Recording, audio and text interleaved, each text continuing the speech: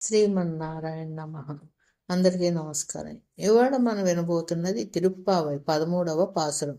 ఈ పాసురంలో ఆండాళ్ళమ్మవారు శ్రీకృష్ణుని అపారమైన కరుణను, ఆయన సర్వలోక రక్షకుడని ఎలా స్తుతించిందో అద్భుతంగా వివరించారు.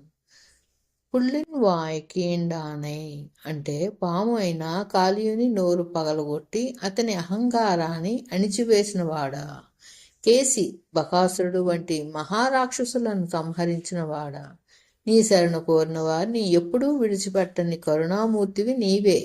మేమంతా నీ ద్వారం వద్దకు వచ్చాం స్వామి, నిన్ను సేవించడానికే ఈ జన్మ తీసుకున్నాం.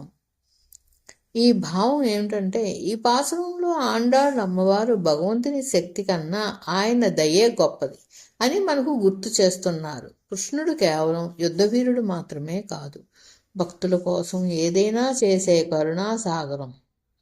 పాము లాంటి అహంకారాన్ని అణిచేవాడు, పాపాలను నాశనం చేసేవాడు, శరణాగతులను రక్షించేవాడు. అలాంటి స్వామిని ఆశ్రయించిన వారికి భయం ఉండదు, బాధ ఉండదు. ఆధ్యాత్మిక అర్థం ఈ పాత్రం మనకు చెప్పేది ఒకటే: మన అహంకారమే మనకు పెద్ద శత్రువు. దాన్ని విడిచిపెట్టి శ్రీహరిని శరణు వేస్తే మన జీవితంలో శాంతి, సుఖం, మోక్షం లభిస్తాయి. ఆండాళ్ అమ్మ చెప్తుంది, ప్రభు నువ్వే మా రక్షకుడు, మాకు ఇంకెవ్వరి అవసరం లేదు. జీవితానికి సందేశం ఏమిటంటే, మన జీవితంలో కూడా ఎన్నో కష్టాలు, సమస్యలు వస్తాయి. కానీ మనసుతో దేవుణ్ణి నమ్మితే అవే సమస్యలు మనల్ని బలంగా చేస్తాయి. ఈ పాసురం మనకు నేర్పేది భక్తి, వినయం, శరణాగతి. ఇలా తిరుప్పావై 13వ పాసురం మనకు భగవంతునిపై సంపూర్ణ విశ్వాసం నేర్పుతుంది.